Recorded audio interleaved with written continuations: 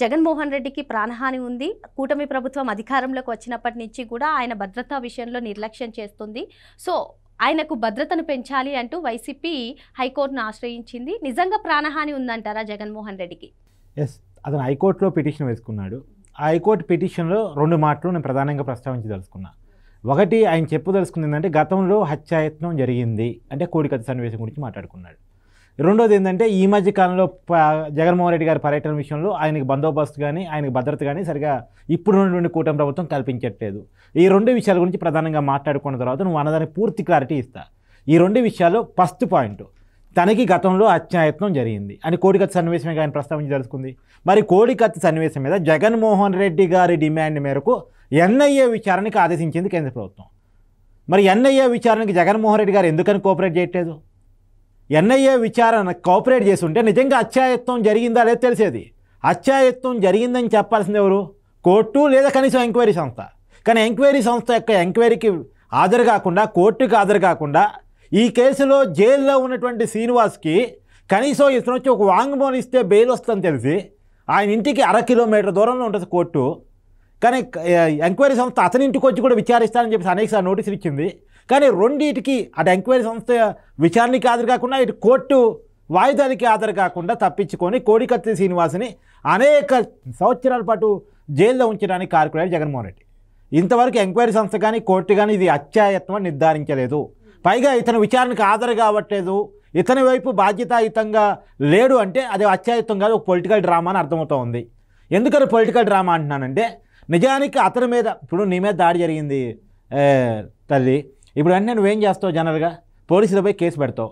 తర్వాత నీ మీద ఎవరు దాడి చేశారు, ఆ దాడి చేసిన వాళ్ళ వెనకాల ఉన్నది ఎవరు? ఎందుకంటే శ్రీనివాస్ దాడి చేసే స్థాయి కాదు కదా, జగన్మోహన్ రెడ్డి మీద దాడి చేసే స్థాయి శ్రీనివాస్ కాదు. వెనకాల ఎవరో ఉంటారు మామూలుగా. అయితే ఆ వెనకాల ఉన్నది ఎవరో తెలుసుకోవడానికి ప్రయత్నం చేస్తావా కదా నువ్వు మామూలుగా. కానీ జగన్మోహన్ రెడ్డి ఆ ప్రయత్నం చేయట్లేదంటే అది డ్రామా అనేగా మనం అర్థం చేసుకోవాల్సింది. ఇప్పుడు నిందితుడు వర్సెస్ బాధితుడు అనుకున్న ఎగ్జాంపుల్, నిందితుడు సహజంగా విచారణ సహకరించాడు, కానీ బాధితుడు సహకరిస్తాడుగా, బాధలో ఉన్నోడు సహకరిస్తాడుగా. కానీ ఇక్కడ బాధితుడిగా చెప్పబడుతున్న జగన్మోహన్ రెడ్డి విచారణకు సహకరించట్లేదు అంటే జగన్మోహన్ రెడ్డి బాధితుడు అనుకోవాలి, నిందితుడు అనుకోవాలి మనం. మరి హత్యాయత్వం ఎలా చెప్తారు? అతను కోర్టు ఏమైనా నిర్ధారించిందా అతని మీద హత్యాయత్నం జరిగిందని? పైగా నాకు ఆ కేసులో చాలా అనుమానాలు ఉన్నాయి. నిజంగా వైజాగ్లో కోడికత్తి సన్నివేశం జరిగింది. వైజాగ్ నుంచి అతను ఫ్లైట్ ఎక్కి, సహజంగా నీ మీద కోడికత్తితో అంత పదునైన కత్తితో దాడి జరిగినప్పుడు ఏం చేయాలంటే దగ్గరలో ఉన్న హాస్పిటల్కి ఇమీడియట్లీ తీసుకెళ్ళాలి. కానీ అతను ఏం చేశాడు? ఓన్లీ ప్రాథమిక చికిత్స చేయించుకొని వైజాగ్లో ఫ్లైట్ ఎక్కి హైదరాబాద్ వచ్చారు. వైజాగ్కి హైదరాబాద్కి ఫ్లైట్ 1.5 hours, ఇంకా కొంచెం డిలేతో కలిపితే 2 hours ఉంటాయి, మోస్ట్లీ 2 hours ఉంటుంది. ఆ 2 hours సరే అయినా వచ్చాడు, ఓకే. శంషాబాద్ ఎయిర్పోర్ట్ దగ్గరలో అనేక హాస్పిటల్స్, మల్టీ స్పెషాలిటీ హాస్పిటల్స్ ఉన్నాయి. కానీ అక్కడెక్కడా చూపించుకోకుండా అసలే ఇమ్మీడియట్ వైద్యం జరగాల్సినటువంటి కేసు అది. కానీ అక్కడికి కాకుండా డైరెక్ట్ బంజారాహిల్స్, శంషాబాద్ ఎయిర్పోర్ట్ నుంచి బంజారాహిల్స్ ట్రాఫిక్లో 1.5 గంట జర్నీ. సిటీ న్యూరో హాస్పిటల్కి వచ్చారు. అసలు సిటీ న్యూరో హాస్పిటల్ అంటే ఏంటి? న్యూరో డాక్టర్ అంటే ఎవరు ఉంటారు అక్కడ? చంద్రశేఖర్ రెడ్డి గారు ఉంటారు. ఆయన ఏం చూస్తారు? ఆయన న్యూరో ప్రాబ్లమ్స్ చూస్తారు. కానీ ఇదేంటి?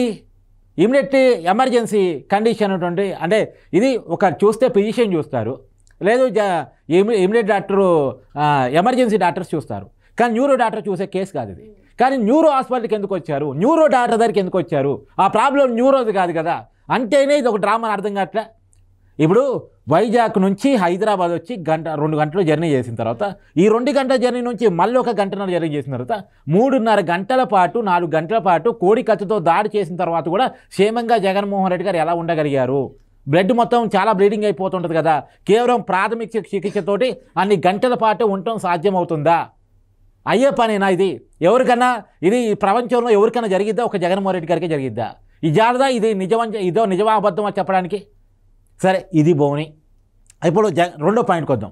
జగన్మోహన్ రెడ్డి గారి పర్యటనలో ఆయనకి బందోబస్తు ఉండట్లేదు, ఆయనకి ప్రభుత్వం భద్రత కల్పించట్లేదు అని మాట్లాడదలుచుకున్నారు. అంటే ఆయన అనంతపురంలో, అంటే ఇప్పుడు సత్యసాయి జిల్లా, ఉమ్మడి అనంతపురం జిల్లా, ఇప్పుడు సత్యసాయి జిల్లా. మొన్న ఆయన అక్కడ రాప్తా నియోజకవర్గంలో పర్యటించాడు. రాప్తా నియోజకవర్గంలో ఒక వైసీపీ కార్యకర్త చనిపోతే ఆ చనిపోయిన కుటుంబాన్ని పరామర్శించడానికి జగన్మోహన్ రెడ్డి గారు అక్కడికి వెళ్ళారు. అయితే అక్కడ చాలామంది జనం గుమిగూడారు. ఆ గుమిగూడిన జనం హెలిప్యాడ్ మీదకి వచ్చారు, హెలికాప్టర్ని ధ్వంసం చేశారు. అక్కడ జగన్మోహన్ రెడ్డికి భద్రత కల్పించడంలో వైఫల్యం జరిగిందని జగన్మోహన్ రెడ్డి గారి భావన. అంతే కదా.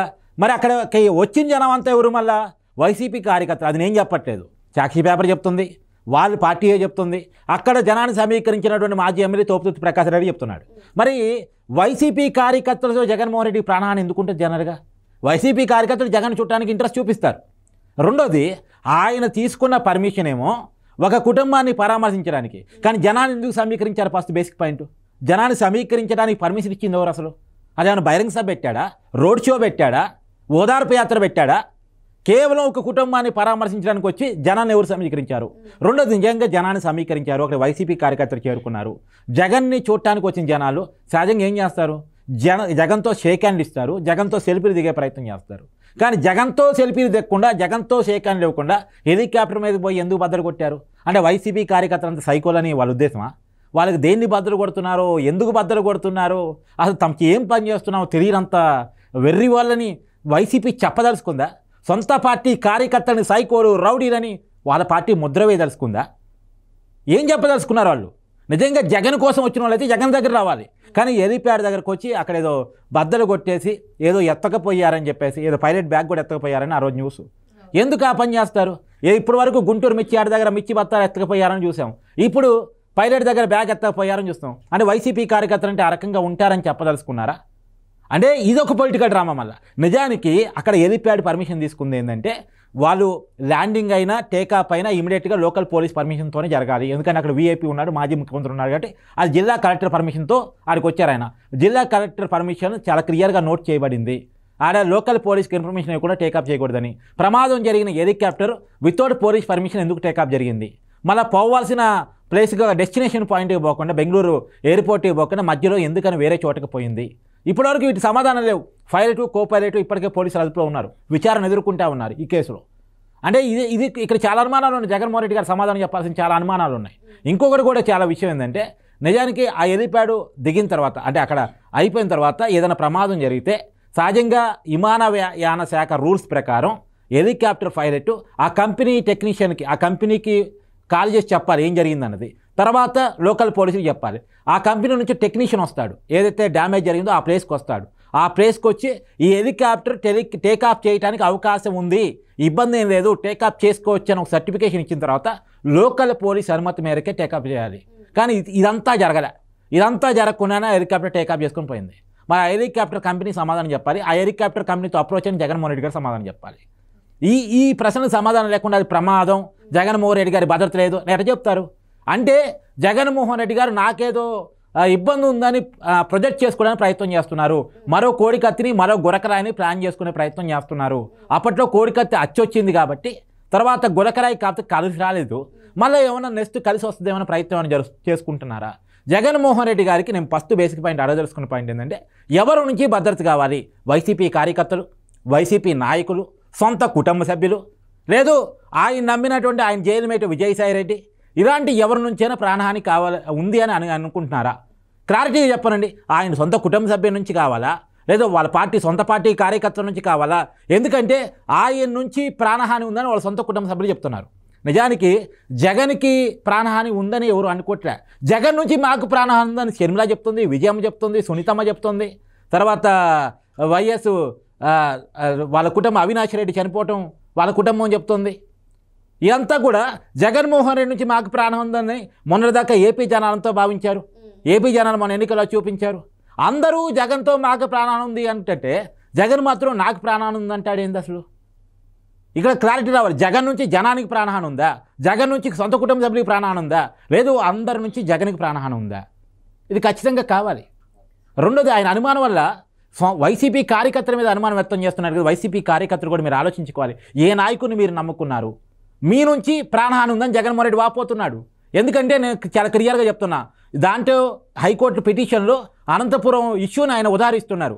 అనంతపురం ఇష్యూలో హెలికాప్టర్ దగ్గర పోయింది వైసీపీ కార్యకర్తలు. వైసీపీ కార్యకర్తలు జగన్తో సెల్ఫీలు దిగాలని, కళాశాలను దిగాలని, తమ నాయకుని దగ్గర నుంచి చూడాలని కోరుకుంటారు. ఏ కార్యకర్త అయినా తమ నాయకుని చాలా దగ్గర నుంచి చూడాలని, కళాశాలను చేసుకోవాలని ప్రయత్నం చేస్తాడు. మరి అలాంటిది వాళ్ళ పార్టీ కార్యకర్త నుంచే ప్రాణహాని ఉందని జగన్మోహన్ రెడ్డి గారు ఎందుకు అనుకుంటున్నారు? ఇంతకుముందు మనం చూసాం, జగన్మోహన్ రెడ్డి గారు అధికారులు ఉన్నప్పుడు వైసీపీ కార్యకర్తలను కూడా దగ్గరికి రానికుండా, వైసీపీ నాయకులను కూడా దగ్గరికి రానికుండా తాడేపల్లి ప్యాలెస్లు మూసుకొని ఎలా కూర్చున్నారో చూసాం. ముఖ్యమంత్రిగా ఉన్నప్పుడు బయటికి రావాల్సిన తప్పనిసరి పరిస్థితి వస్తే 3 అంచెలు 4 అంచెల భద్రత పెట్టుకొని పరదాలు కట్టుకొని చెట్లను నరికేసి పూర్తి స్థాయి భద్రత పెట్టుకొని ఎవరికి కనపడకుండా వినపడకుండా ఎలా వచ్చారో మనం చూసాం. ఏదో అల్లనరి సినిమాలో ఒక కామెడీ సీన్ ఉంటుంది, ఆకాశంలో ఫ్లైట్ పోతూ ఉంటుంది, కింద ట్రాఫిక్ ఆపుతారు. కానీ అది కామెడీ సీన్ అప్పట్లో. కానీ ఆంధ్రప్రదేశ్లో జగన్మోహన్ రెడ్డి గారి పరిపాలనలో ఇది నిజంలో చూసాం మనం. పైనుంచి ఆకాశంలో హెలికాప్టర్ పోతూ ఉంటే ఆయన హెలికాప్టర్ పర్యటన చేస్తూ ఉంటే కింద ట్రాఫిక్ ఆపేవాళ్ళు. అదేందో అర్థం కాదు. మరి ఎందుకు అంత భయంలో బతుకుతున్నారు? జగన్మోహన్ రెడ్డి గారు క్లారిటీగా చెప్పగలరా నాకు పలానా నుంచి ప్రాణహాని ఉందని?